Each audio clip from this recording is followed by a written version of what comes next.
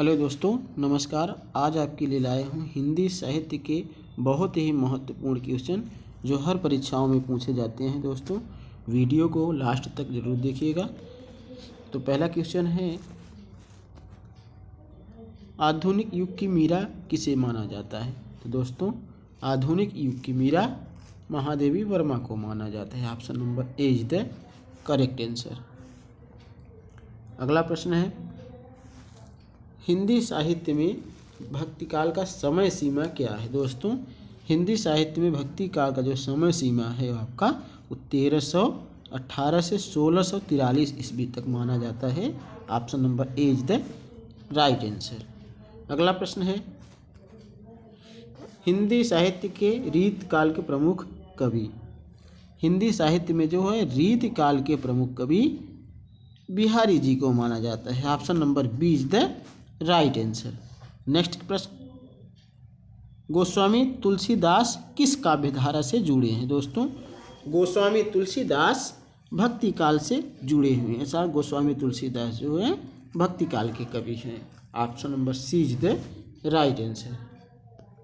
अगला प्रश्न, रामचरितमानस किस युग की रचना है? तो दोस्तों, रामचरितमानस ये तुलसीदास का महाकाव्य है। ये भक्ति काल की रचना है। दोस्तों, option number C is the right answer.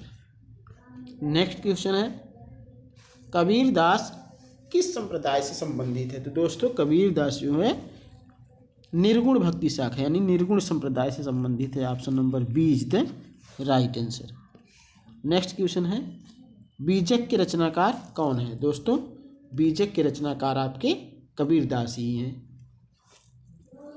Option number A is the right answer. Next question है, पद्मावत के रचयिता कौन है? तो दोस्तों, पद्मावत के रचयिता मलिक मोहम्मद जायसी हैं। Option number B is the right answer.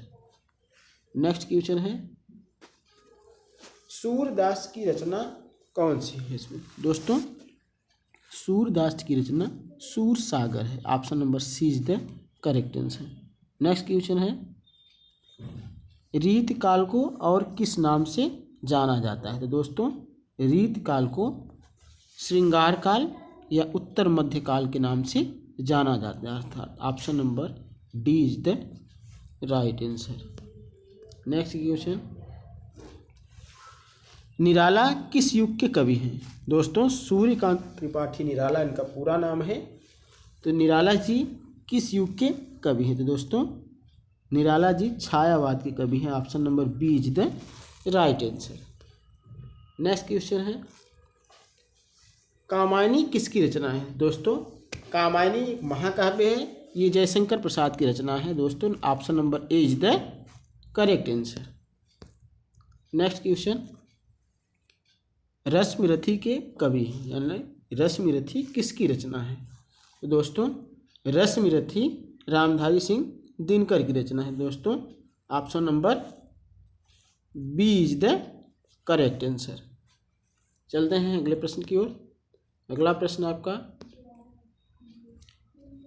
Kabir की भाषा मुख्यतः क्या थी? दोस्तों, कबीर की भाषा पंचमेल खिचड़ी यानी इनकी भाषा सधुक्कड़ी थी। Option number D is the right answer. अगला प्रश्न है, हिंदी साहित्य के 4 प्रमुख कालों में शामिल नहीं है। दोस्तों, शामिल नहीं है। आदिकाल, भक्तिकाल, रीतिकाल ये तो शामिल है। कलिकाल कोई काल नहीं होता दोस्तों, तो इसलिए option number D is the right answer.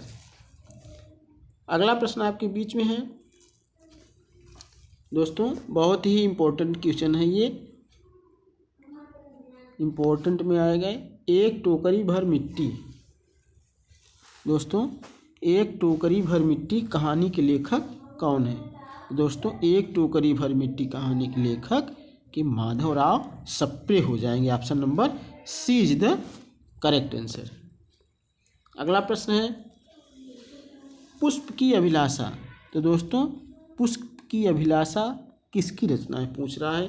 तो दोस्तों, पुष्प की अभिलाषा माखनलाल चतुर्वेदी की रचना है। Option number D is the right answer. अगला प्रश्न है, बिहारी किस भाव के कवि माने जाते हैं? तो दोस्तों, बिहारी को कहा जाता है सतसैया के दोहरे ज्यों नाविक के तीर, देखन में छोटे लगे घाव करे गंभीर। दोस्तों, बिहारी जो है श्रृंगार के कवि माने जाते हैं, श्रृंगार रस के। Option number A is the right answer. अगला प्रश्न है, गीतांजलि का हिंदी अनुवाद किसने किया? तो दोस्तों, गीतांजलि का हिंदी अनुवाद रविंद्रनाथ टैगोर ने किया। Option number A is the correct answer. अगला प्रश्न है, भक्ति काल का दूसरा नाम क्या है? दोस्तों, भक्ति काल को पूर्व मध्यकाल या भक्ति युग के नाम से भी जाना जाता है। Option number D is the correct answer. Next question है, गेहूं का तत्सम रूप क्या होगा? दोस्तों, गेहूं का तत्सम रूप गोधूम हो जाएगा। Option number A is the correct answer.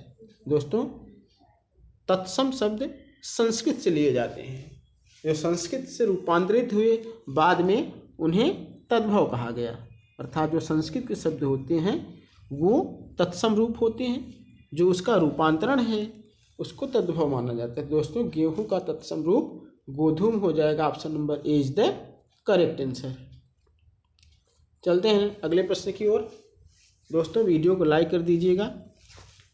Hindi के प्रथम कवि कौन हैं? तो दोस्तों, हिंदी के प्रथम कवि सरहपा जी हैं। Option number A is the correct answer. अगला प्रश्न आपके बीच में, हिंदी साहित्य की प्रथम रचना कौन है? तो दोस्तों, हिंदी साहित्य की प्रथम रचना पृथ्वीराज रासो, चंद्र बरदाई की ये प्रथम रचना, इसी को माना जाता है हिंदी साहित्य की प्रथम रचना चंद्र बरदाई कृत पृथ्वीराज रासो है। Option number D is the correct answer. दोस्तों, यहाँ ध्यान देना है, कहीं कहीं हिंदी साहित्य नहीं पूछता है, केवल हिंदी पूछ लेता है। तो दोस्तों, अगर मैं केवल हिंदी पूछता है तो हिंदी की प्रथम रचना आपका श्रावकाचार, हिंदी की प्रथम रचना आपका देवसेन कृत श्रावकाचार माना जाता है, जबकि हिंदी साहित्य की प्रथम रचना चंद्र बरदाई की पृथ्वीराज रासो को माना जाता है। दोस्तों, चलते हैं अगले प्रश्न की ओर। निराला की प्रथम रचना कौन है? दोस्तों, निराला की प्रथम कविता आपका जूही की कली। Option number A is the correct answer. अगला प्रश्न पूछ रहा है, तितली किसकी रचना है? दोस्तों, तितली जयशंकर प्रसाद की रचना है। Option number A is the correct answer. अगला प्रश्न है, हिंदी का प्रथम उपन्यास क्या है? तो दोस्तों, यहाँ पर डी है गोदान।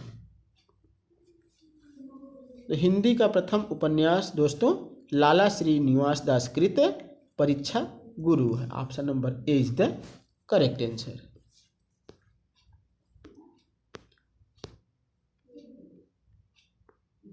दोस्तों, अगला प्रश्न है,